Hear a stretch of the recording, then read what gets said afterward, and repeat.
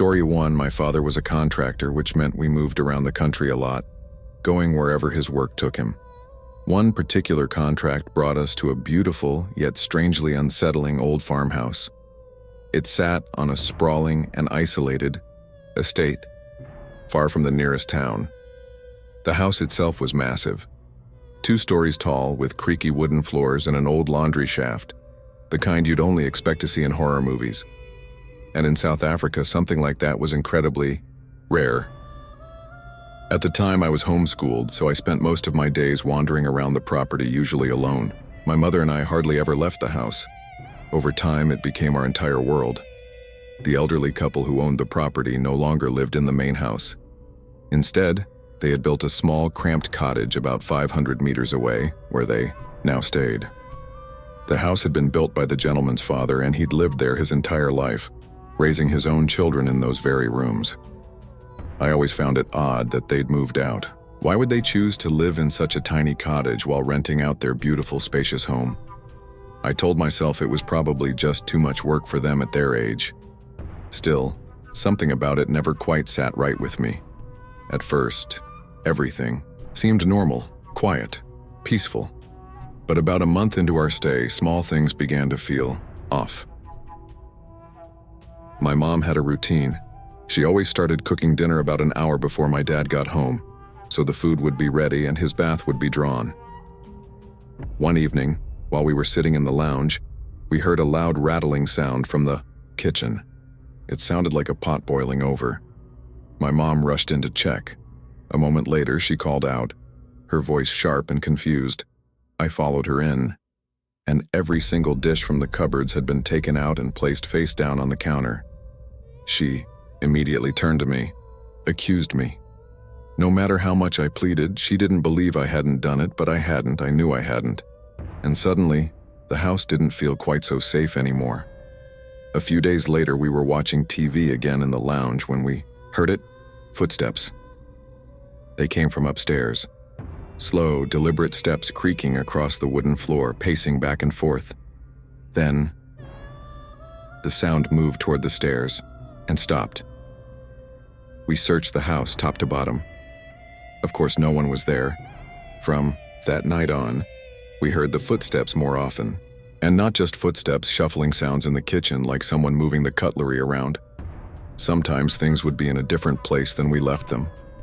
My mom grew more and more spooked, but my dad just brushed it all off. It's just the wind, he said. Maybe a bird flew in through the window.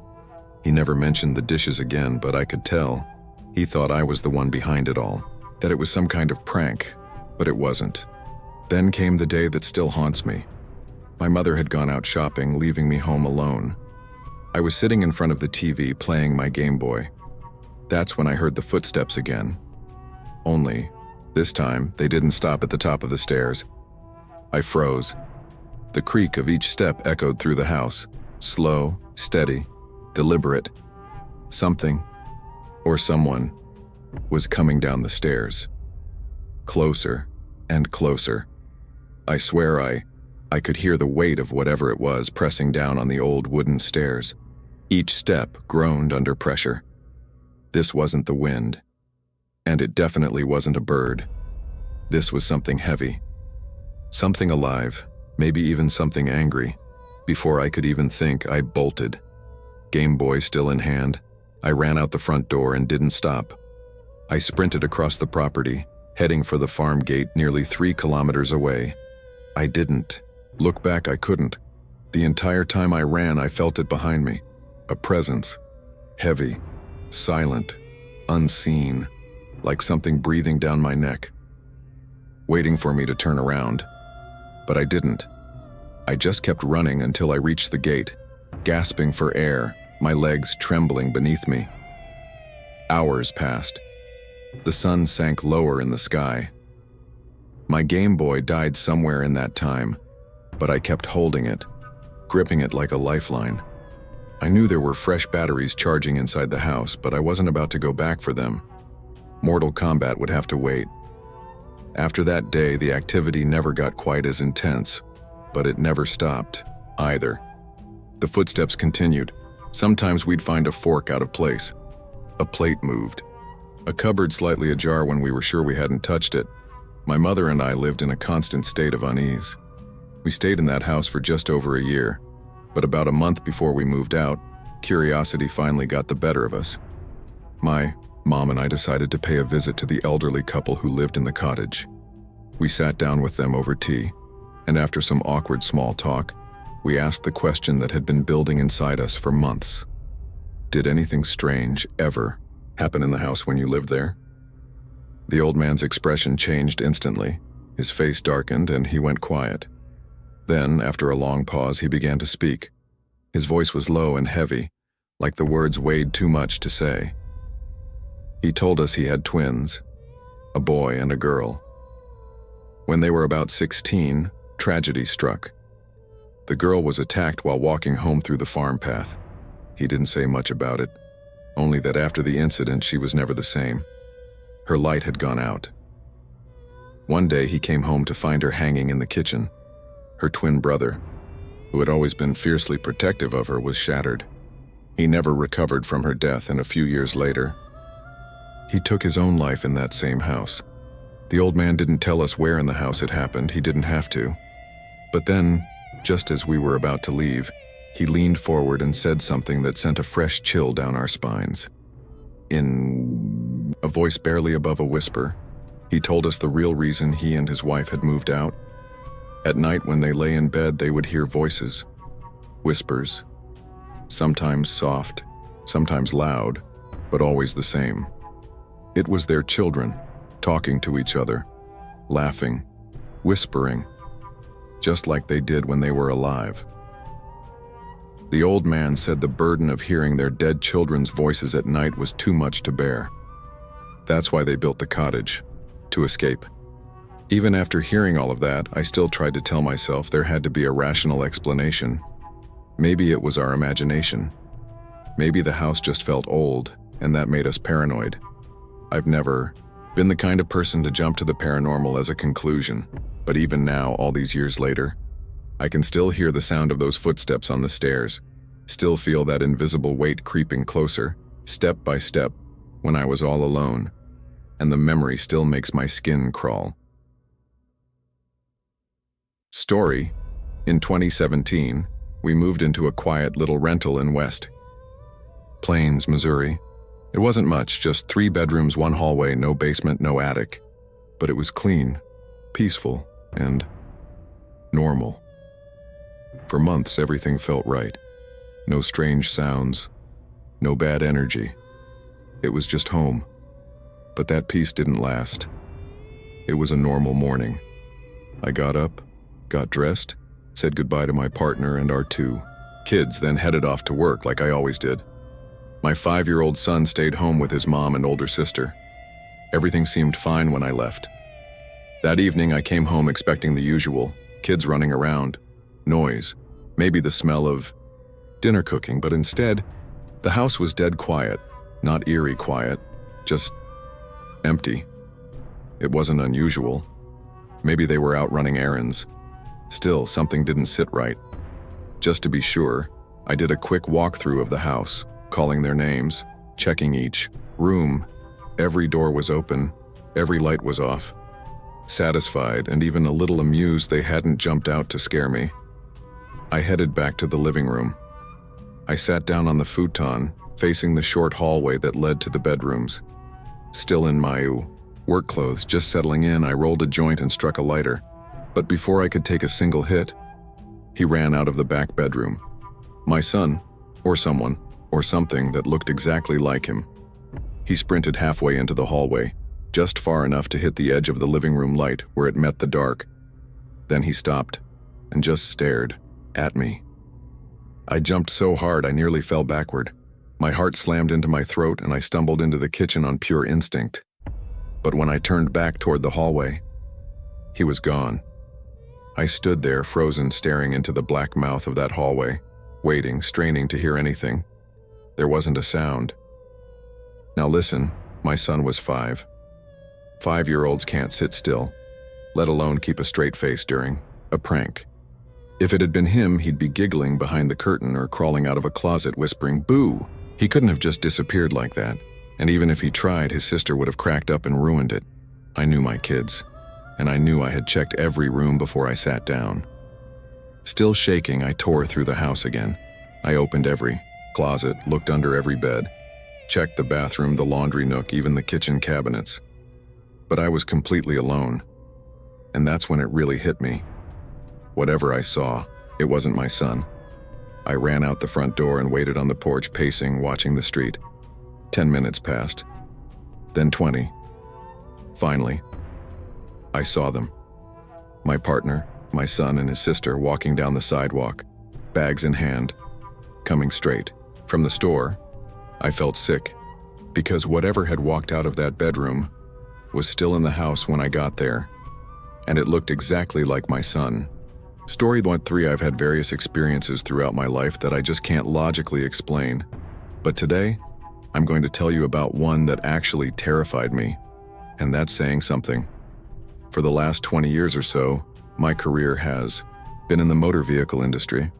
I've held a variety of fleet management and coordination roles with several large and sometimes international companies. One of those employers was a UK government department. Around 2005, the government decided to form a dedicated force to patrol England's motorways to keep them hazard-free. They were called Highways Agency Traffic Officers, or TOAs internally.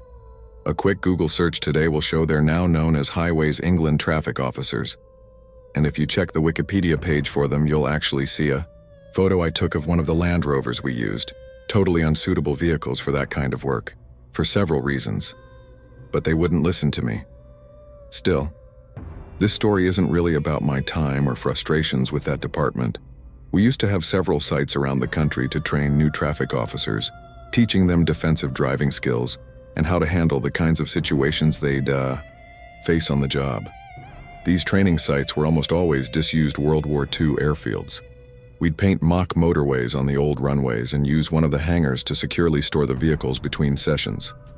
At Throckmorton Airfield, we used Hangar 1. It was a massive hangar. We usually had around 15 Land Rovers and Nissan Pathfinders stored there. Even spaced out, those vehicles only took up maybe a quarter of the floor space. One cold March morning, between training sessions, I showed up early to do an inventory, check on the vehicles, brushes, traffic cones, spill kits, and so on. It was barely 6 a.m. I'd had a short 5-minute chat with Darren, the airfield manager, just to let him know I was on site. Then I made myself a cup of tea in his office kitchen, hopped back in my car, and drove down to Hangar 1. I remember it was raining. Light rain. I'd left my home in Basingstoke a little after 4:30 a.m. and had driven through patches of thick fog nearly the entire way to the airfield. I especially remember wondering if that was going to be the kind of weather I'd be dealing with all day. I unlocked the big roller doors and rolled one open just enough to get my car inside. Once I was in, I shut it behind me. The 15 or so vehicles were lined up along the wall, backs to the wall, all facing inward. I parked, switched the hangar lights on, grabbed my travel mug of hot tea and my clipboard, and for the next 40 minutes or so I got to work.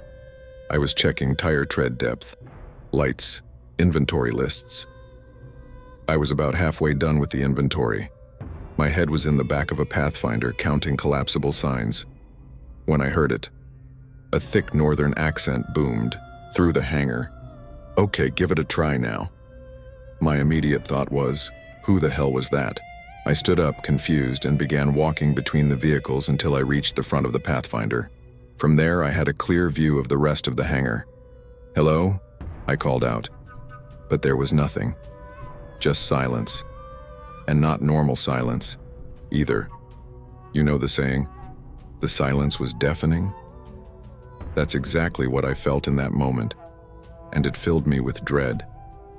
It frightened me, really frightened me, even now, some 15 years later, just thinking back to that moment. Gives me goosebumps, I called out again, louder this time. Is anyone there? Still nothing. I felt rattled, and I didn't even know why. My gut was screaming at me to run, and I'd learned at a young age, always trust your gut. So I sprinted. I bolted down the row of high-vis SUVs I'd already checked, leapt into my car, and didn't stop except to open the roller door wide enough to get out.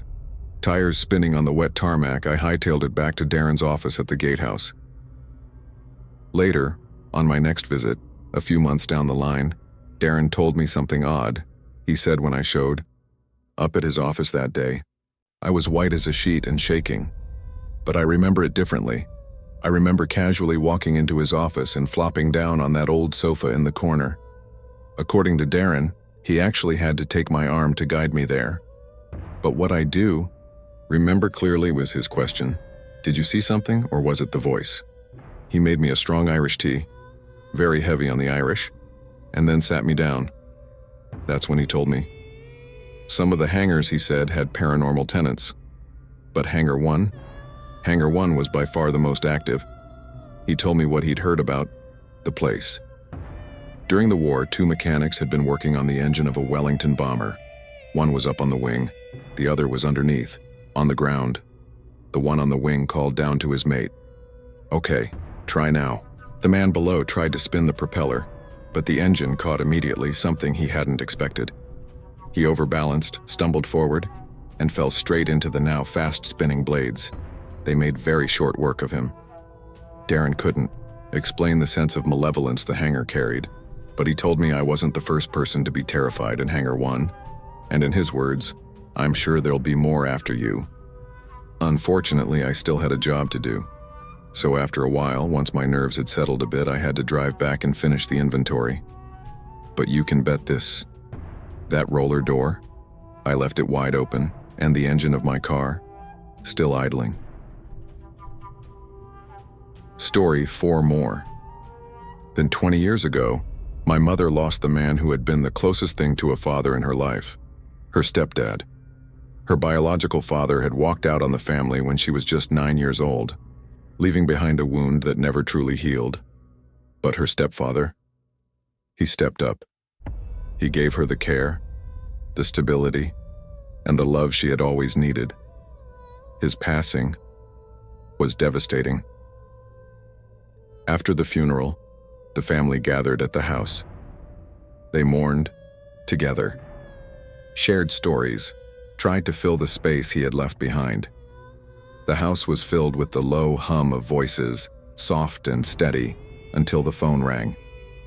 My mother answered, expecting it to be a relative calling to check in. But what she heard sent a chill straight through her, a man's voice, urgent, uncertain. "Mabel." He said her name the way someone might if they weren't quite sure they had dialed the right number. But my mother knew that voice. It was him. Her heart pounded. A flood of emotions surged through her. Shock, disbelief, confusion, fear. In a panic, she slammed the receiver down, and she immediately regretted it. Who was it? Was it really him? Had he somehow called out to her? One last time? She quickly dialed *69, the old reverse call feature, to check the last incoming number, but there was nothing. The phone company's records only showed a call from someone she knew hours before. As far as they were concerned, that call never happened. No one ever called back.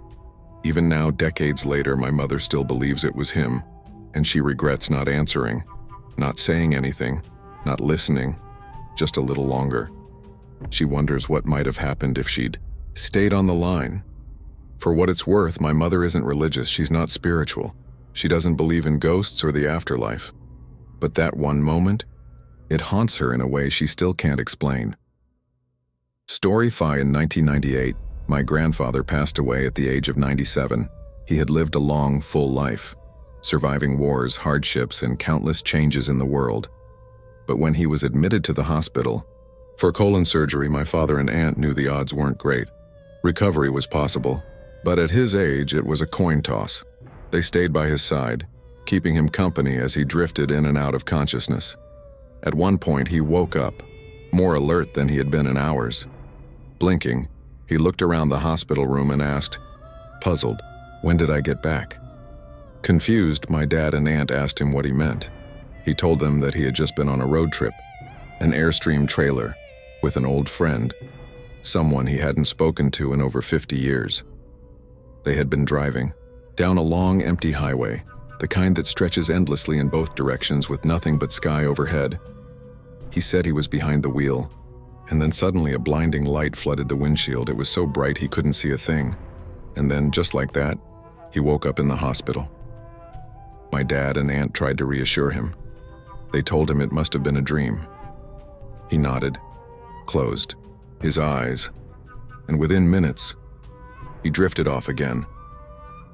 But this time, he never woke up. Later, while the family processed their grief, my grandmother brought up something she hadn't thought about in decades. The friend from the dream? She knew exactly who he was. Back in the years following World War II, my grandfather and that friend had been inseparable. They had once talked about taking a cross-country road trip together, just the two of them, in an Airstream trailer. They made plans, they dreamed. But life got in the way and eventually they had a falling out. One so serious they never spoke again. The road trip never happened. Yet somehow in his final moments, that journey had returned to him. Was it just a dream? A forgotten regret surfacing one last time? Or had it been something more? Had he, in some way, finally taken that trip after all? No one knows. But my dad and aunt always believed there was something profound in the way he passed. On the road, with an old friend, driving toward the light. Storie 6. I grew up next door to a sweet Polish couple named Ted and Josie. For 19 years, they were like family to us. Our whole family loved them, like our own grandparents. One day, Ted passed away. 6 months later, Josie passed too. 4 days after. That I was asleep in my room, lying with my back toward the door, when I suddenly woke up. I looked at my alarm clock.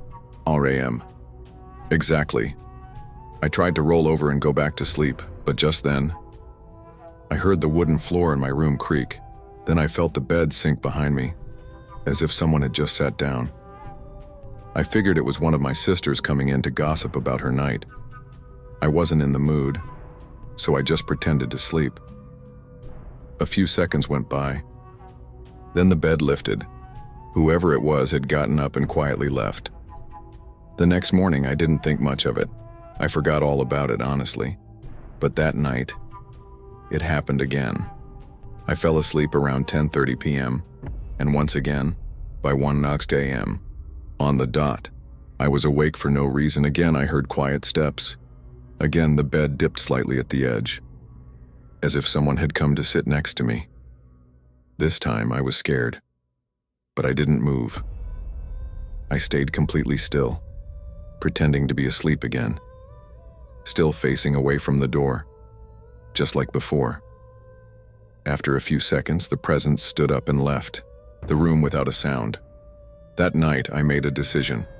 I told myself that I would talk to my mom and sisters about it in the morning, and so I did. It was Sunday. We were all chatting, and I asked my sisters, right in front of my room, "Hey, did any of you come into my room the last 2 nights and sit on my bed?" All 3 of them burst out laughing. "No, what are you talking about?" "You're just being crazy," they said. I tried to insist. That's when my mom turned around and said, "What if it's Josie's ghost?" "No way," I replied. But then she said something that really stuck with me. She told me that sometimes spirits need a candle lit in their honor, so they can follow the light to their final resting place. She wondered if maybe, since Josie's death, no one from her direct family had lit a candle for her. Maybe she was still trying to find her.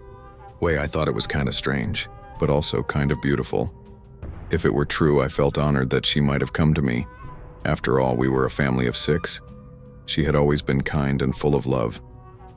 That night, I remember thinking to myself, if she comes again, I'll turn. Around this time, I'll face her. Why not? Why should I be afraid of her? She had never been anything but gentle, even when she was alive. And if she really was visiting me, I believed it wasn't to scare me, it was because maybe she trusted me. I got bold and told myself I would face her. Then I went about my day, completely forgetting about it. That night I went to bed early since I had school the next morning. But, just like before, I woke up at exactly 1 a.m., and that's when I remembered what my mom had said. I thought to myself, Josie? So this time, I turned around and faced the door. Well, there wasn't really a door, just a curtain hanging from a rod. As I stared into the dark, I suddenly heard a chair outside my room scrape across the floor. Then, the curtain began to move. Not wildly, just gently, like it was swaying in a soft breeze. Panic set in instantly. I freaked out. I turned back toward the wall and pulled the blanket over my head, up to my ears. I knew what this was. This was the real thing, and I couldn't face her. It was a surreal feeling. Suddenly, the room got very cold. Not a little cold. Freezing. I stiffened. My body locked up. I began to shake and cry. Then, I felt the bed sink again, just like before, and then her cold hand touched my shoulder, and I heard it, a faint, whisper soft voice. There. It was her. It was Josie. I lay there frozen, jaw locked in fear. It felt like it lasted a lot longer than the previous nights. Eventually, she stood up. I could feel the shift in the room as she walked out. And just like that, the room grew warm again. But I stayed there, clutched under the covers, my pillow soaked with tears. I didn't dare move. I wasn't going to turn around, wasn't going to get up. Morning couldn't come fast enough. I lay there in shock for the rest of the night, awake, trembling. Finally, at 4 a.m., my dad's alarm clock went off. He had to get up early for work. As soon as he turned the light on, I jumped up and ran to him. I told him everything. What had happened, what I'd felt. He could see how shaken I was. My eyes were red and swollen from crying, and he knew I hadn't slept. He believed me right away. He told me not to worry. He said he would have my mom light a candle in my room while I was at school to help Josie find her way. I still can't believe I went to school that day, after staying up all night like that. When I got home that afternoon, my mom told me she had lit the candle in my room, and that was it. I never woke up at 1 a.m. again, so I guess she found the light. And finally, she was able to rest in peace. After that experience, I was left in complete awe, and I can say with full confidence, I definitely believe in ghosts. Story 7. This story happened about 14 years ago, in a quiet Midwestern state. My husband and I had just moved into our first home together. We didn't have any family in the area. It was just the two of us, trying to start fresh. The house itself was a multi-storied build from the 1990s, located in a uniform neighborhood, where all the homes looked like they'd been constructed around the same time. It was nothing fancy, but it felt like a good place to settle down. At first, it was just us and our 2 cats. A few months later, we adopted a third, a kitten we named Violet. That's when things started to get strange. We had been redecorating, nothing out of the ordinary. My husband worked swing shifts and I worked during the day, so most nights I was home alone. It was during those quiet evenings that I began to notice something odd. There were knocking sounds, faint but persistent, coming from outside, hitting the walls of the house. At first I brushed them off. Maybe it was the wind, maybe an animal. But they happened often. Too often. Then one evening, Violet stood up straight on her back legs in the kitchen and began growling. Her eyes were locked onto the dining room, unblinking. I felt a chill crawl up my spine. I stood up and walked toward the dining room to see what she was looking at. The knocking started again. This room, the dining room, was the only place in the entire house where the sounds occurred. Curious and unnerved, I decided to knock back. A light tap mimicking the sound I just heard. Silence. Then, a moment later, a knock came in reply. But it was harder, louder. It was coming from the dining room wall. Determined to find the source, I headed downstairs into the basement, thinking maybe something down there was causing the noise. But the basement was empty. Just a washer, a dryer, and a few piles of laundry. Nothing else. The knocks continued from the ceiling above me, the dining room. I went back upstairs, heart racing, and knocked again, this time in a pattern. I waited. 2 knocks answered back. Violet had followed me to the kitchen. Again, she stood on her hind legs and growled, staring into the dining room like she was watching something move. She was seeing it. Whatever it was. I couldn't take it anymore. I grabbed my keys and drove straight to my husband's job site. I told him everything. When he came home that night, he promised he'd look around. And he did. But as he moved, from room to room, checking every corner and crevice, the knocking continued. It didn't stop.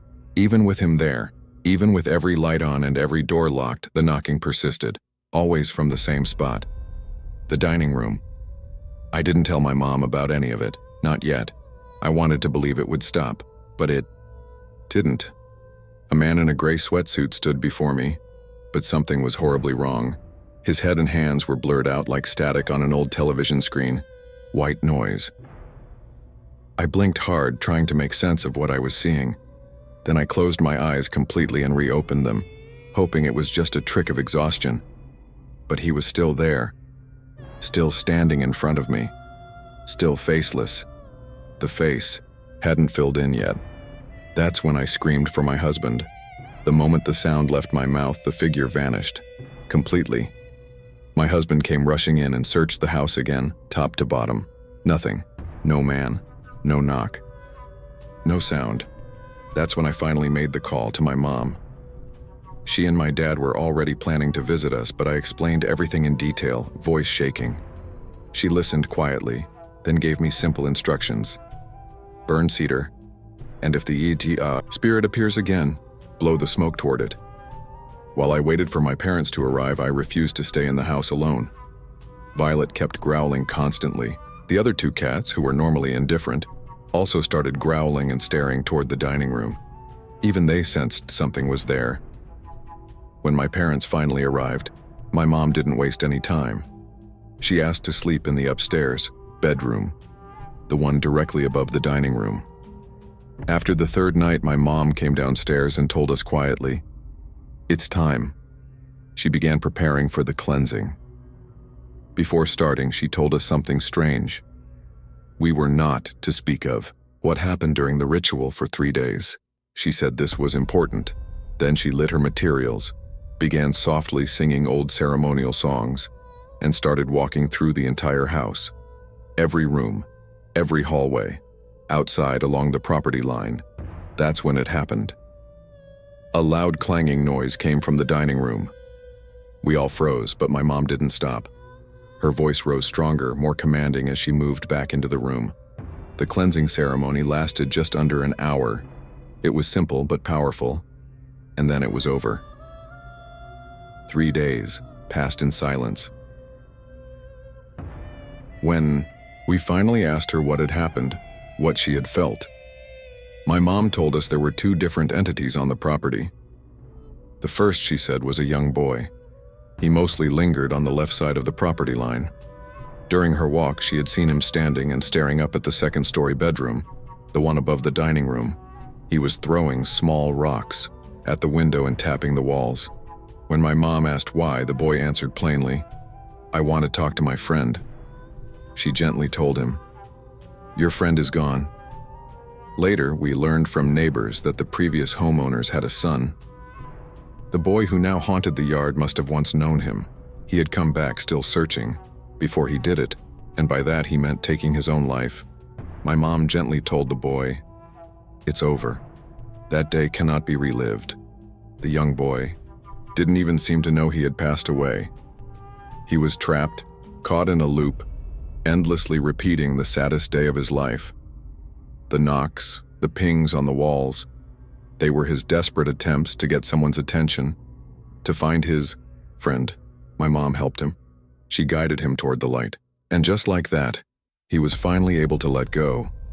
This poor spirit had been stuck in that moment for years, his sadness echoing through the house every night. But there was another spirit too. The second apparition was someone different. Someone who had once lived in the house. He wasn't malevolent, he meant no harm. But he loved the home deeply, so deeply in fact that he had never really left. Still, my mom had a message for him. She told him clearly, "You're scaring my daughter. If you choose to remain here, you're welcome to, but you cannot be a nuisance and never appear like that again." After the ceremony and my parents left, I decided to finally talk to my neighbor across the street. We had always kept our distance from the West Side neighbor. She was a widow, known around the block for being loud, always drunk, and honestly, a little frightening. We didn't know anything about her personal life, we'd never asked, but now everything made sense. 1 year before we moved into our home, her son had taken his own life in their basement. She had found him. That's what broke her. Suddenly, her behavior, her pain was no longer scary. It was heartbreaking. After that day, we made a promise to ourselves. Always be kind. You never know what someone is carrying or why they numb their pain with alcohol or drugs. Now, we understood. Later, I asked more questions about the previous owners of our home, especially their son, Aaron. I wanted to know if he had been close with the boy who had passed.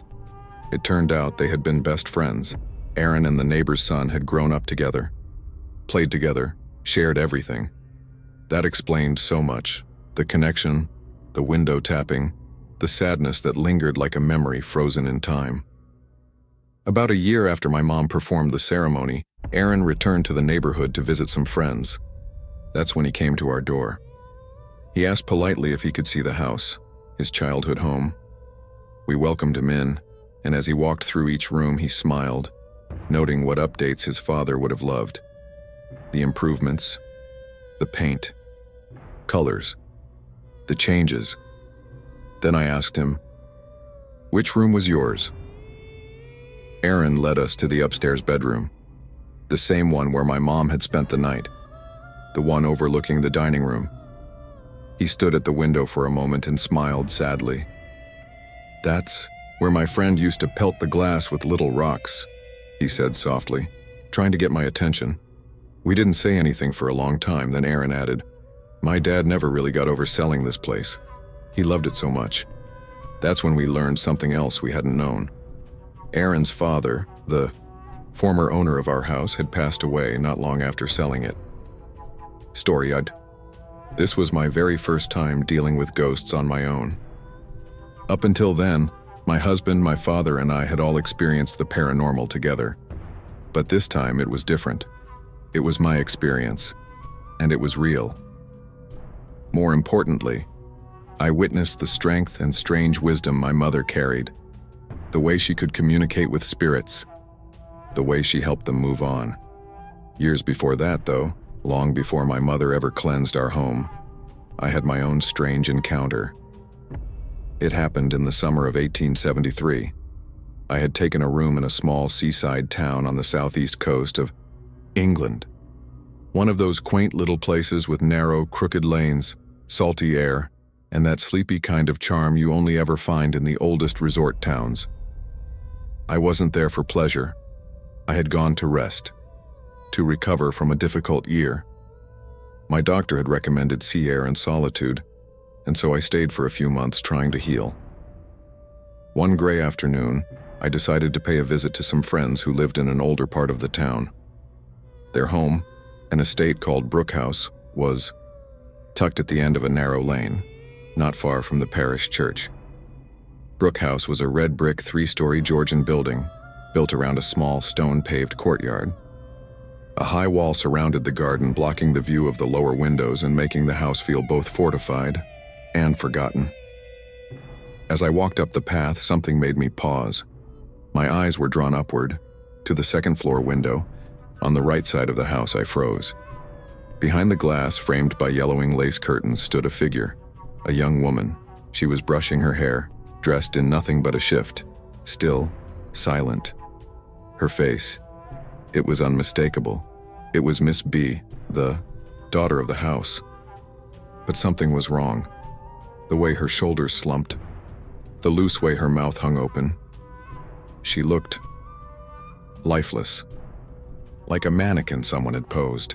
It was like seeing a photograph of someone you know and love, but then the photograph blinked. A chill ran down my spine. Shaken, I quickly entered the house, confused and breathless. What I found inside only deepened the mystery. Miss B was sitting in the drawing room when I entered the house. She was fully dressed, seated comfortably and reading a book. She looked up, smiling, and said she had been there for at least an hour. She hadn't gone upstairs at all. That unsettled me deeply, because I knew what I'd seen. I had seen her or something that looked like her on the second floor, brushing her hair behind the lace curtains. The next day, July the 4th, I returned. But this time, I brought someone with me, a trusted friend, a woman of sound mind who wasn't prone to fancy or hysteria. We went directly to the same room where I had seen the apparition. It was stiflingly hot, the kind of heat that clings to your skin like damp wool. So we opened the window wide, hoping for some breeze. Below us, the garden looked lush but slightly unkempt, as if it hadn't been tended to properly in some time. After a few moments, we returned downstairs for tea and some music. When we came back up to the room an hour later, we were stunned. The window was shut tight. Neither of us had closed it, and there had been no one else in the house. We exchanged uneasy glances. The air in the room felt thicker now, heavier somehow. Still, we said nothing. Instead, we went out into the garden and looked up at the window from below, and that's when we saw her. She was standing there, perfectly still, framed by the glass. The same figure I had seen the day before. She looked like Miss B, but it wasn't her. Her skin was waxy, her expression blank, lifeless. Her eyes were sunken black pits, like hollows drilled into her skull. They locked onto mine and I couldn't look away. Then without any natural movement, her hands rose, unnaturally stiff, and grasped the sash of the window. She pulled it down. There was no sound, no scrape of wood, no creak of hinges. It was like watching a silent film. As the sash lowered, her face vanished as if it had melted into the frame itself, but her hands remained. Lingering for a moment, two pale, bloodless spiders pressed against the glass. That's when I recognized the figure. It wasn't Miss B at all. It was Rhoda, Miss B's older sister. Rhoda had died 12 years earlier. Miss B, who had been standing beside me in the garden, took one look and fainted. But the horror wasn't over. From the far right side of the same window, a white mass began to drift into view. It was large, smooth, floating. Miss B would later call it the Headless Woman. It hovered there, pacing in slow circles before melting into the shadows beyond the window frame. We didn't wait. We ran. We rushed, back into the house, up the stairs, into the room. Our hearts pounding, the memory of what we'd seen burned into our minds forever. We returned to the room once more, and immediately noticed something strange. The chair, the one we had left, by the window, was no longer in its place. The door, which had stood open just minutes ago, was now firmly shut. A deep, silent dread crept over me like frost spreading under my skin. Still shaking, I decided to do something, anything, to break the growing sense of helplessness. I wrote a short note, addressed it simply to the headless lady, and placed it on the chair beneath the window. Alongside the note, I set a small offering, a piece of fruit I had picked from the garden. It was a ridiculous gesture, born more of fear than reason, but something about it felt right, like an apology or an acknowledgement. Then we went down into the garden and waited. Several minutes passed in silence, the kind that makes every heartbeat sound deafening. And then she returned. The white shape emerged once again in the upstairs window. It floated gently toward the glass and bowed. Just as we were trying to make sense of it, the upstairs door slammed shut, so hard the echo rang out like a gunshot through the quiet courtyard. When we finally worked up the courage to go back inside, we found the chair had been overturned. The tumbler fruit was scattered across the floor, but the note remained, untouched. The next day brought no peace. If anything, the feeling of dread had only deepened. We entered the room again and found the bed slightly sunken, as if someone or something had lain there for some time. Back in the garden, we discussed the events quietly, trying to make sense of it all. And then we saw movement. We looked up, and there she was again. From behind the window, the same white figure reappeared. It had no head, and yet we watched as its hands fiddled with the window's strap. Even without a face, I felt it looking at me, a gaze that pierced straight through my bones. And I felt unwell, a deep, sudden illness that washed over me like ice water. The figure vanished again. After that day, I returned to my lodgings, and eventually to my own home. But something had changed. My health deteriorated rapidly. For the next 2 years, I was plagued by weakness, fevers, and strange dreams. Doctors had no explanation, but I knew. I had done something, offended something, that did not forgive easily. I truly believe that apparition hurt me, intentionally. It nearly killed me. Somehow, though, I recovered, slowly. But I never went back to Brook House, and I never will. So if you ever find yourself in that quiet seaside town, and someone points you in the direction of a red-bricked Georgian house at the end of a narrow lane near the parish church, take my advice. Keep walking, do not knock, do not look in the window, and whatever you do, never go inside. Story 9. My parents acquired a large 3-story Victorian house in South Wales, UK. It was one of those grand old buildings from the 1800s. Solid, heavy, full of charm, and even more shadows. A local builder had bought it and started converting it into apartments. But he ran out of money halfway through the project. The bank foreclosed, and somehow, my parents managed to pick it up for a bargain price. But the house was still very much a building site. The ground floor had barely been touched, while the upper 2 floors were more or less just empty shells. Structurally, the place was fine, but it needed serious work. To keep the place from being broken into or squatted in, my dad asked me to stay there. So I set myself up in the main living area with a simple camp bed, a lamp, and a few essentials. It wasn't exactly cozy, but I had electricity, running water, and enough space. The house, despite its condition, was sealed well from the weather. That first night I was tired enough to sleep without too much thought. But the first strange thing happened not long after I moved in. I began hearing doors, opening and closing. Not banging or slamming. Just the unmistakable sound of old, heavy, wooden doors being pushed open gently and then pulled shut. I'd get up, wander around the empty rooms, flashlight in hand, but there was never anyone there. Nothing out of place, no wind, no explanation. And these weren't light doors that moved with a breeze. These were old oak doors, thick, solid, and the house had new PVC double-glazed windows, so there were no drafts. It kept happening. Over and over. Those doors became the background noise of my nights. Quiet clicks, creaks, hinges groaning open, shutting softly. I lived there alone for 3 years while my parents took their time fixing the place up, correcting the half-finished work the builder had left behind, decorating, restoring. Eventually they moved in, along with my sister and briefly my brother before he moved in with his girlfriend. By then, I had the top floor all to myself. The house had 6 bedrooms in total, 4 and a family bathroom on the first floor and 2 more along with a small kitchenette on the second. The top floor, my floor. One of the bedrooms faced the street, but traffic noise kept me up. The other overlooked the back garden and was much quieter, so that's where I made my space.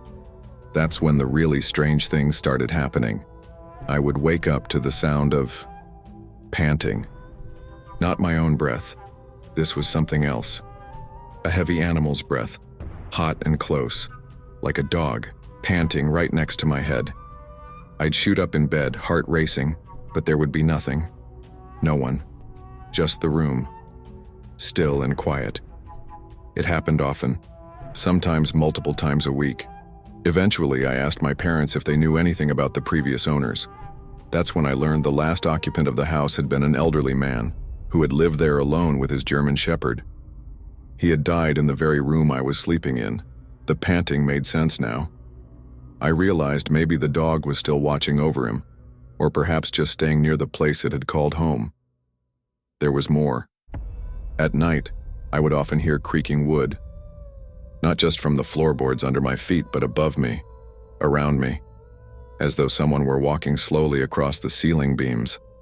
And then there was the rustling, like someone slowly sorting through a pile of papers, gently shifting and shuffling pages.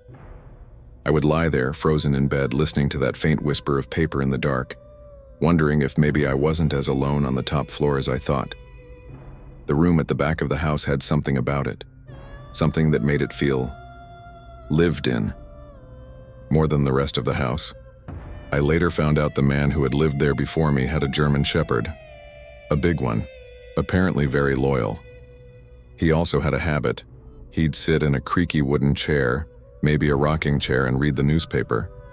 It made sense of the sounds I'd hear at night, the panting, the soft creaking like someone shifting their weight in an old chair. Eventually, I tried switching to the front bedroom, thinking maybe I could sleep better. But in the summer, the noise from traffic was too loud with the window open, and keeping it shut made the room unbearably hot and stuffy. So I gave up and moved back to the quieter back bedroom. I remember one night just lying there and talking into the empty room. I told it, him, the dog maybe, or whoever was listening, that the panting was waking me up. I wasn't angry, just tired. I asked politely if they could please keep the dog quiet. After that, I still heard the panting sometimes, but not as often. And when it did happen, it almost felt apologetic, like the sound of a loyal dog, still keeping watch, just a little too close. But then something stranger started happening, and I didn't even realize it at first. It was a slow build. It wasn't until 2 years into living there that I truly noticed. It started with voices, quiet at first, almost easy to dismiss. I'd be lying in bed and suddenly, I'd hear the murmur of conversation, not just 1 or 2 words. There were several voices all talking like they were in the room with me, like a quiet gathering. I don't know why, but in my mind, I always pictured them dressed in 1930s clothing. There's no reason for that image. It just stuck with me. I'd hear little snippets, a comment here, a laugh there. Most of the voices were male, but not all. There was background noise too, like clinking glasses, low chatter, even music, almost like a party. A gentle one. Sometimes all I'd hear was laughter. That kind of easy, good-natured laughter you hear at a dinner table or while sharing a drink.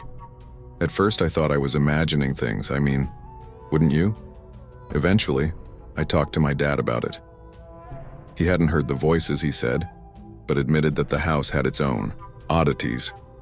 Things happened to him too, just different things than I experienced. By that point, the voices were coming almost weekly, but they never scared me. If anything, they felt familiar. Still, I couldn't help but wonder if I was losing my mind. Then I moved out, into a new place. A few weeks passed, and something strange happened. Nothing. No voices, no laughter, no background noise. It hit me one night as I was getting ready for bed. The silence, the complete absence of the whispers and sounds I had lived with for years. And I laughed, out loud. I wasn't losing my mind after all.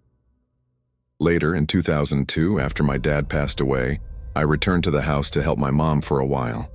The very first night, as I lay in bed again in that familiar back room, I heard the voices. They were still there, as clear and soft as ever. And you know what? This time they didn't startle me. By then they felt like old friends, ghostly perhaps, but familiar. Familiar enough to remind me that whatever that house held, it wasn't meant to harm. It was simply alive in a way most homes aren't, and I was mentally okay. Story 10. I'm convinced the house I grew up in was haunted, not in the fun ghost hunting TV show kind of way. More like a creeping dread that settled into your bones and never quite let go. At the time, I didn't have a word for it, but looking back now, it felt like living with something that was always just out of sight, always watching. One summer morning, I was about 13. My whole family had gone out to the shops, and I stayed home alone. It was around 10 a.m., bright, quiet, just an average day. I was upstairs in the bathroom brushing my teeth when I heard it. Boots, heavy ones, thick soles, like a man's. Step by step they climbed the stairs. Slow, deliberate, not rushing, just coming. They reached the landing and stopped. I froze. I was completely alone in the house. The footsteps turned, then started moving again. This time toward the bathroom door. The floorboards creaked under each step. My chest locked up. I couldn't breathe. But somehow I managed to call out, "Hello?" No answer. No hesitation either. The boots just turned around and walked away. Same heavy pace, same slow rhythm. Back down the hallway, right into my parents' bedroom. And somehow, that was worse. Worse than if the steps had just stopped at my door. It was the way they moved. Calm, casual, like whoever it was didn't care that I knew they were there. Like it didn't matter. I didn't even flush. I jumped off the toilet, yanked open the door and bolted down the stairs, heart slamming in my chest. From the living room below, I could still hear the footsteps upstairs.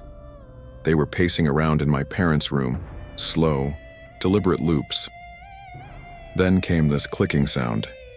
Mechanical, like someone was fiddling with the electrical plugs, plugging things in, pulling them out. Small scraping noises. Metal against socket. I just stood there, staring up at the ceiling, paralyzed. Don't remember how long it went on. Eventually, it stopped. The house fell silent again. I didn't go back upstairs. Not until my family came home. And even then, I never said a word. That wasn't the only time something happened. One afternoon, I was alone again, sitting in my room when suddenly, every kitchen cupboard downstairs slammed open and shut, all of them, over and over. Loud. Violent. Like someone was down there tearing the entire place apart. For a second I thought my parents had just come back, maybe slamming things around for some weird reason. But when I peeked out my window, the driveway was empty, their car wasn't there. That's when I noticed my dog. She was normally glued to my side, but now, she just stood at the top of the stairs. Ears pinned back, staring down, not making a sound, refusing to go down. And honestly, so did I. I shut my bedroom door, sat on the floor with my back pressed against it, and waited. It wasn't just those big, terrifying events that made the house feel off. It was little things, constant things. The stairs. Every time I went down them, I had this overwhelming feeling, like something was right behind me, like a huge man, tall, broad-shouldered, looming just over me, arms stretched out, about to shove me hard down the steps. I kept telling myself I was imagining it, just scared of tripping, just being paranoid. But when we finally moved, years later, that feeling disappeared. Completely. And it never came back. Not once. I mentioned it casually to my sister and my dad once, just offhand, and both of them admitted without a second of hesitation that they'd felt it too. And then there was one night I'll never forget. I was lying in bed when the whole thing started shaking, not just creaking, violently moving. It was a metal bunk bed with a desk underneath. I was up on top. It shook so hard I thought it might actually collapse, like someone was ramming it from underneath. I screamed for my mom. She rushed in, trying to soothe me, saying it was just the pipes under the floor. I could tell even then, she didn't believe that. And years later, she admitted it, said she made it up on the spot just to calm me down. But the moment she left the room, it started again. Harder this time. Bang, bang, bang. Like someone was hitting the bed leg near my head with a hammer. I yanked the covers over my face and stayed that way, frozen. Eventually, it stopped, but I didn't sleep that night, not a single minute. My sister and my mom had their own stories about that house. Strange whispers, sudden cold spots, objects vanishing and turning up in the wrong rooms. Even my dad, the skeptic, the one who always brushed off anything paranormal, he admitted once quietly that he hated the stairs. And when I asked him if anything had ever happened to him there, he just looked at me. He said, "I don't want to talk about it." And somehow, that scared me more than anything else. Story. 11 after my mother passed away, I went to live with my friend and his mom for a while. I didn't want to stay at their house initially. I just wanted to be left alone. But they didn't want me going through that grief by myself. Still, staying in someone else's house always made me uneasy. It always had. That first night in the early hours of the morning, I woke to the sound of my bedroom door creaking open. A man stepped in. He wore a white button-up shirt with the sleeves rolled up and dark brown suspenders over his shoulders. In one hand, he held a small leather bag that looked like it carried tools. He didn't say anything, just flicked the light on, glanced at me with no expression, and walked straight through a second doorway into the adjacent utility room. I was too groggy to react. I stared at the open door for a few seconds, then eventually fell back asleep.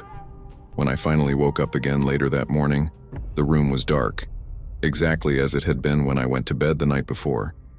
No light had been turned on. No doors were open. Confused, I figured I must have dreamed the whole thing. Maybe it was my brain still trying to process everything. I went upstairs and made myself a cup of coffee. Trying to shake it off, I casually asked my friend's mom, "Hey, is the man in suspenders still around?" She turned to look at me slowly, her expression strange, uneasy. "What man?" she asked. I told her. Gave her every detail I could remember. His height, build, the color of his shirt, the suspenders, the tool bag, even the thick facial hair he had. I wasn't trying to be dramatic, I just wanted to understand what I'd seen. That's when her face went pale. She didn't say a word, just turned and rushed out of the room. When she came back, she was holding a photo. The moment I saw it, my heart dropped into my stomach. It was him, the man I'd seen in the basement that morning. He was even wearing the same clothes.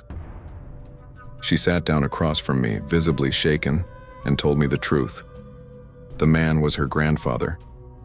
He had passed away 30 years ago.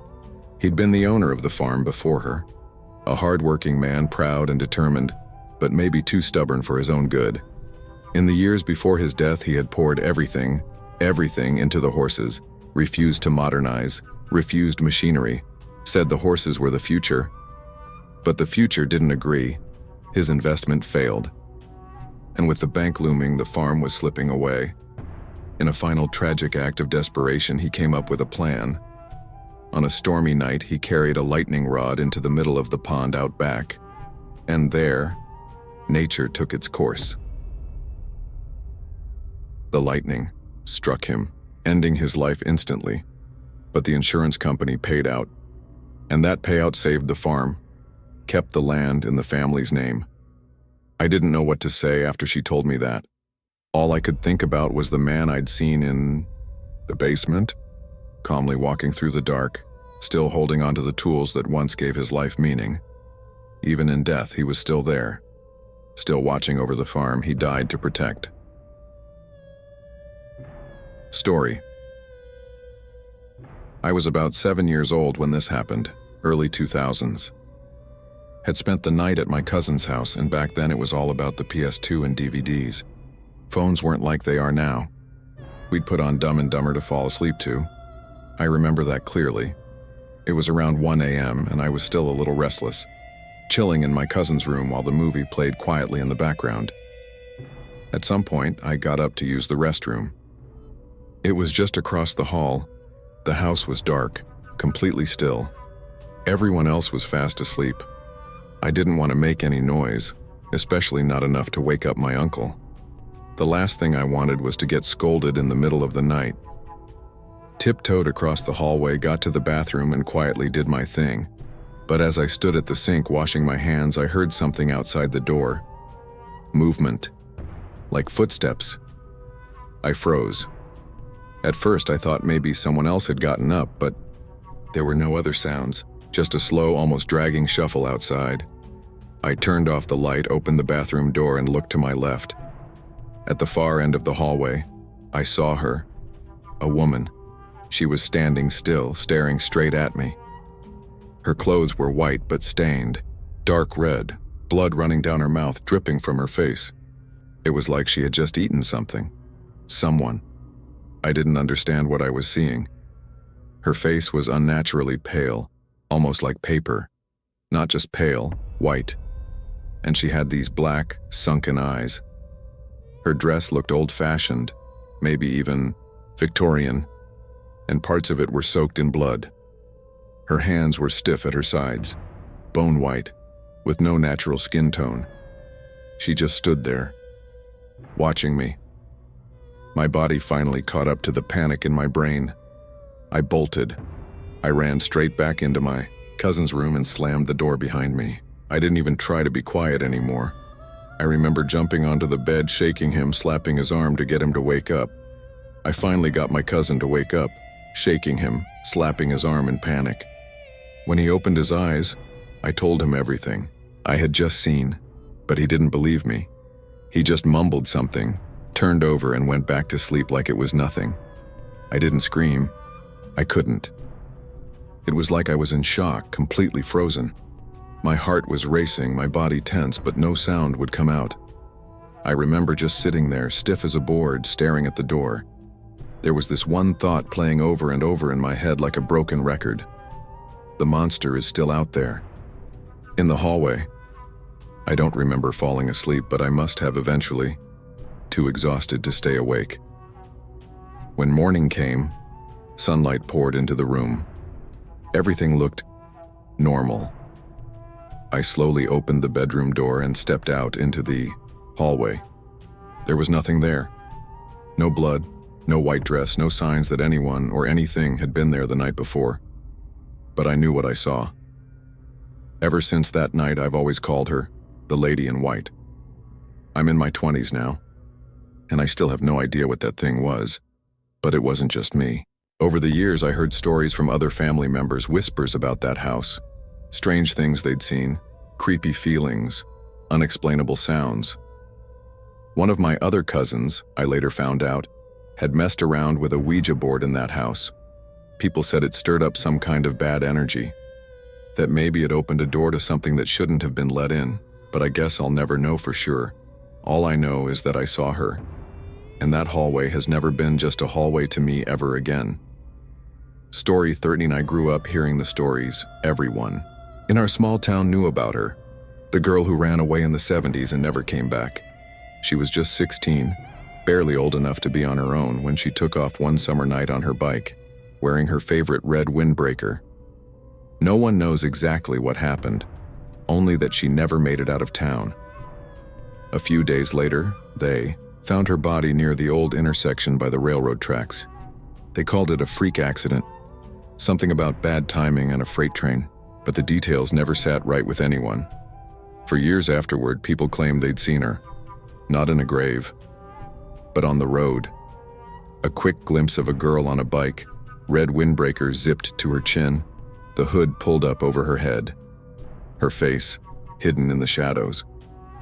She'd appear near that same intersection, always at night, always watching.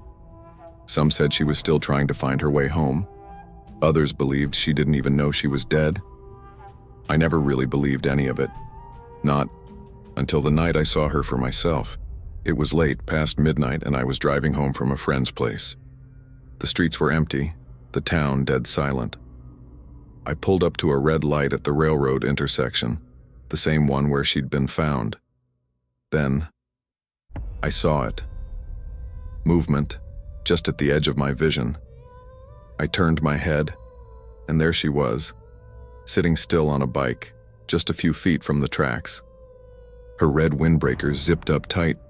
The hood shadowed most of her face, but I could feel her eyes on me.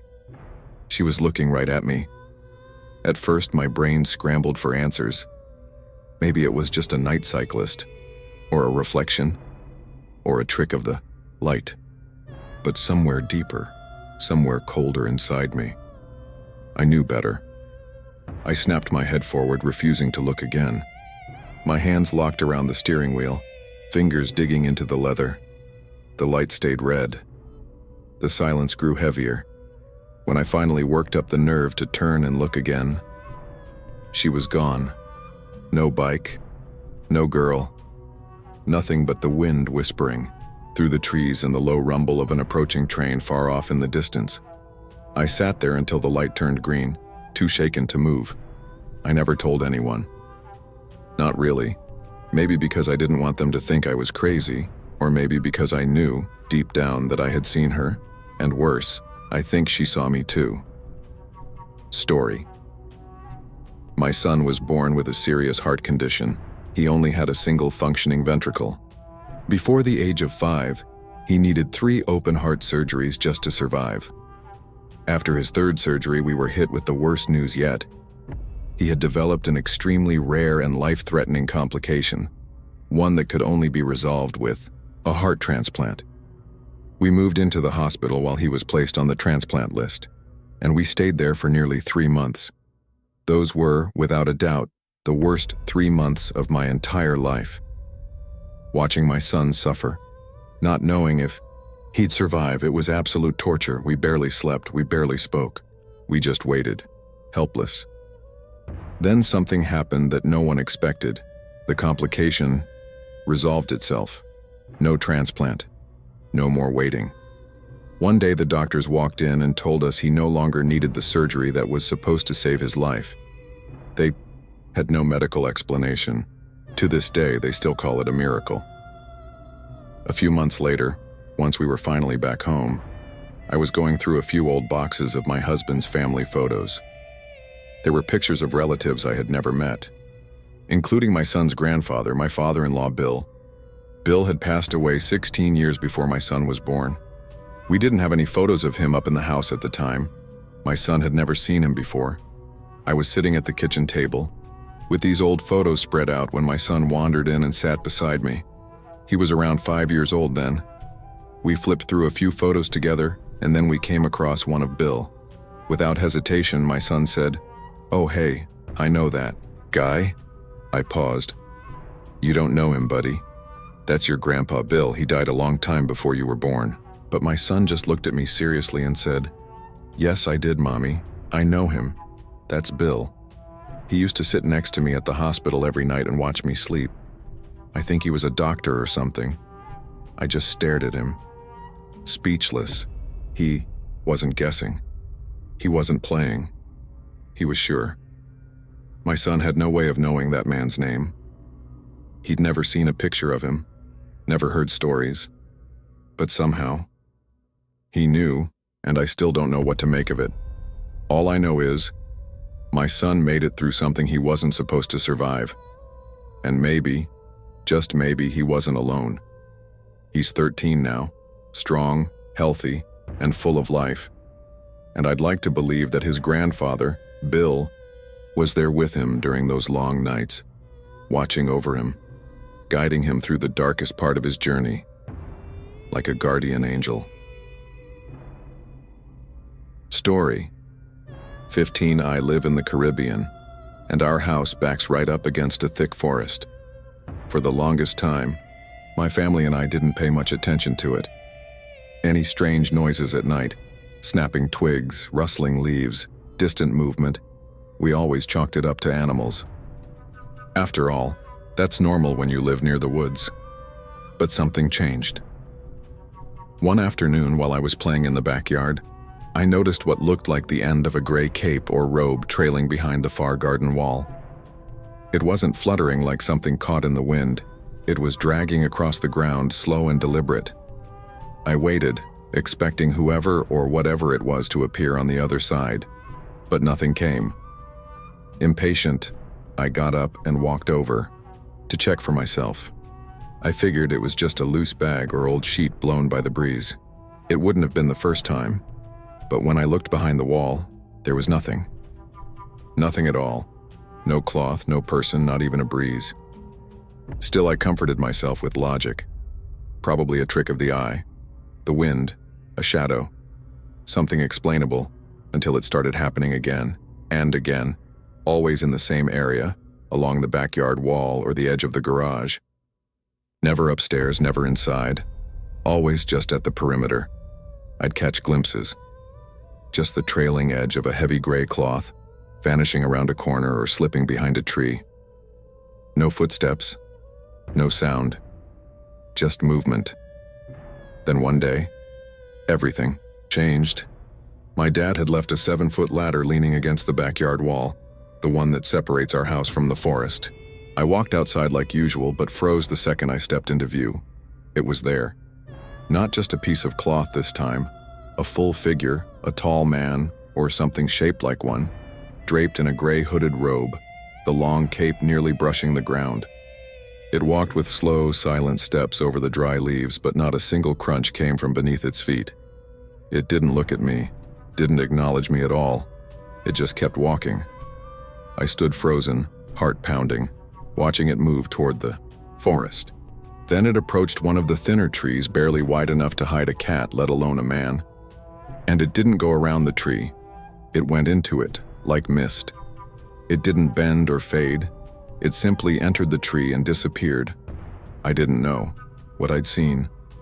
I still don't. But ever since that day, we all look at the forest differently, like it's watching us back. The figure kept walking, but nothing ever crossed to the other side of that skinny little tree. Barely thicker than a broomstick. I waited, frozen, eyes locked on that spot. And then the last bit of its long gray cape simply vanished. Just like that. Gone. I was nearly 5 at the time, standing on a tall ladder, and the shock of it hit me so hard my legs gave out. I tumbled, off, face first, into the dirt. Honestly, I ate enough soil that day to start my own farm, but I didn't care. I scrambled to my feet and ran, tears in my eyes, straight to my mom. And when I told her what I'd seen, she didn't believe a word of it. Just said I probably made the whole thing up to cover for falling off the ladder. She told me to stop telling fantastic stories and left it at that. But that wasn't the end of it. I never saw the figure again, but something else started happening after that, something I still don't really understand. The nightmares began. It always started the same way. I'd be looking out the balcony window at our backyard. Only this time there was a shack in the yard. It had never been there before, just this dark, rotting little building like something from a forgotten horror film.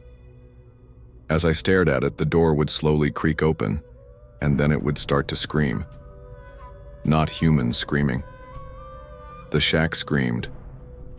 I'd try to run, try to scream, but I couldn't move. I couldn't make a sound, and I'd feel myself being pulled, dragged slowly toward that open door. Closer, closer, until just as I reached the threshold, I'd wake up, soaked in sweat. This happened night after night. Then, just as suddenly as they started, the dream stopped. I never had that kind of nightmare again. I didn't watch anything that could have caused it. I hadn't read anything weird. And at that age, I wasn't exactly exposed to horror. That's what still gets me. I can't figure out what could have planted that image in my head unless it was tied to whatever I saw that day in the backyard. I still wonder about it. Was the dream my mind trying to make sense of something terrifying it couldn't process?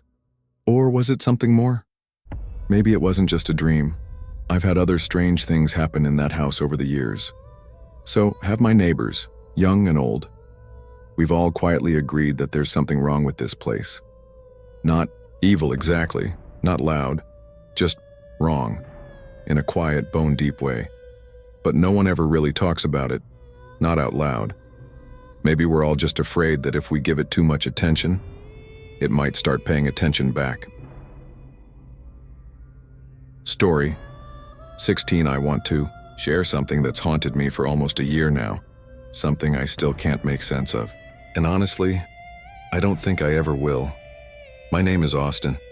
I'm 17 years old and I've been a diehard NASCAR fan since I was a little kid. It's always been my dream to maybe one day race in NASCAR myself.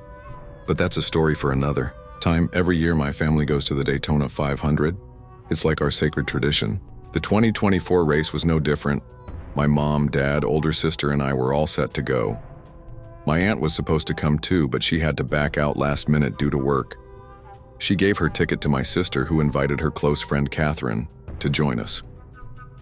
Now my dad's a massive Kyle Busch fan. He packed every loud and ridiculous piece of fan gear you could imagine. Hat, t-shirt, buttons, foam finger, you name it, he wore it. We always have this ongoing debate about who's going to win. That day was no different. Me? I'm all about Christopher Bell. My sister and Catherine, on the other hand, wouldn't stop going on about how amazing and handsome Carl Len is. They giggled and talked about him like he was a movie star. My mom? She's always had a soft spot for Brad Keselowski. I wore my favorite Christopher Bell number 20 shirt proudly. We were staying at a hotel not too far from the track. Since we don't live in Florida, it's always easier to just book a room for the weekend. Everything felt normal, just like every other trip. We checked in, unpacked, had dinner at a nearby diner, and got ready for race day. But what happened that night wasn't normal at all, was just there. The same man I had seen earlier by the hotel pool. He was now standing among the crowd near the front of the stands behind the fence closer to pit road. Same tall figure, same strange old-fashioned clothes. Almost like he stepped out of a Civil War photo. Long black coat, faded trousers, and boots that didn't look like anything you'd find at a modern store. He stood stiff, unmoving, hands folded in front of him, just staring directly at me. I blinked a few times, thinking maybe it was just a random guy and I was overthinking things. But when I asked my sister if she saw him too, she looked over and said, "Who?" He was gone, just like that. 1 second there, the next, nothing. Like he melted into the crowd. Now I was getting nervous. There were thousands of people at Daytona that day. The place was packed. But this guy had somehow appeared twice in two, completely different locations, and vanished without a trace both times. Still, I tried to shake it off. I didn't want to ruin the race or sound crazy. So I kept it to myself and tried to focus on the event. The engines roared, the cars zoomed, past, and for a while I almost forgot about him. Until lap 43. There was a crash. Not a big one, but it caused a delay, and the crowd got kind of quiet waiting for cleanup. That's when I looked up at the Jumbotron screen and my heart skipped a beat. The camera panned across the crowd. For just a split second, I saw him, again. The man in black, standing in a part of the stands that had been closed off to the public. No one else was near him. He wasn't cheering, just watching. And again, staring straight at me. I didn't even tell anyone this time. What was I supposed to say? "Hey, you guys see the 1800s ghost man that keeps following me?" I just sat there frozen, sweating while the rest of my family cheered as the race picked back up. I haven't seen him again since that day, but I still think about it all the time. Who was he? Why was he there? Why did he only look at me? And, most of all, what would have happened if I had followed him? My name's Austin and I'm 17 years old. NASCAR has been a part of my life since I was little. My family and I go to the Daytona 500 every year without fail. It's our tradition. 2024 was no different. It was me, my mom, dad, sister, and her friend Catherine. We stayed at a hotel not far from the track, making it a full weekend trip. The race was delayed to Monday because of rain, so we had some downtime. That morning, around 10 a.m., I decided to relax by the hotel pool. The weather was finally clearing up, and I just wanted to soak it in. As I sat there, I noticed a tall man near the edge of the pool area. At first, I didn't think much of it, until I really looked at him. He looked completely out of place. His clothes were old-fashioned, like really old.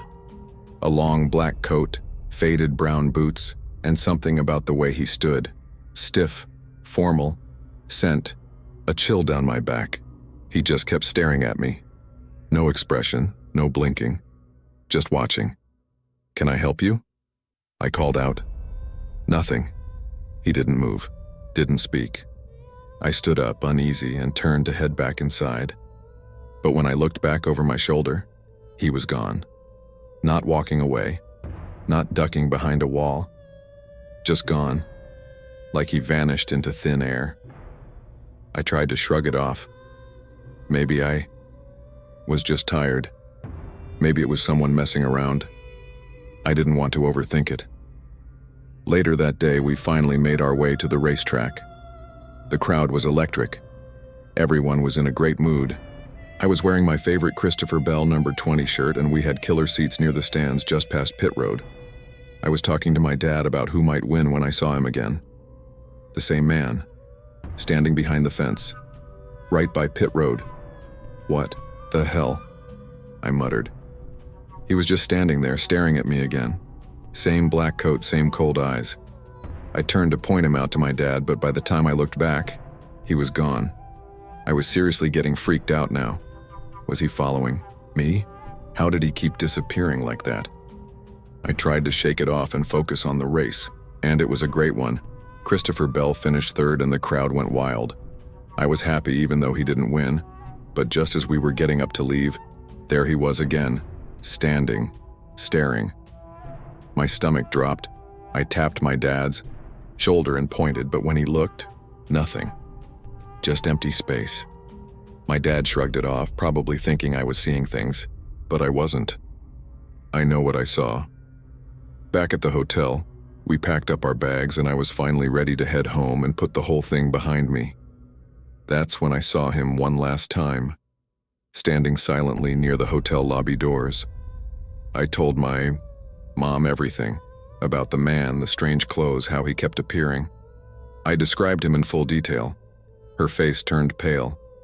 She told me, the man I had been seeing sounded exactly like her grandfather, my great-grandfather, a man who died long before I was born. Apparently he was a huge racing fan. He went to the Daytona 500 every year back in his time. She even remembered how he'd wear a long dark coat, boots, and a funny old hat. Everything I described, down to his stare. I'd never seen a picture of him before, and yet I knew what he looked like. I saw him clearly, multiple times. Why he appeared to me that weekend, I'll never know. Maybe it was just a coincidence, or maybe he wanted to see one last race with us. Maybe he was watching over me. We'll be heading back to Daytona for the 2025 race. I'll be cheering for Christopher Bell again, but if I'm being honest, I really hope I don't see my great-grandfather's ghost this time, because no matter what the reason, it seriously freaked me out.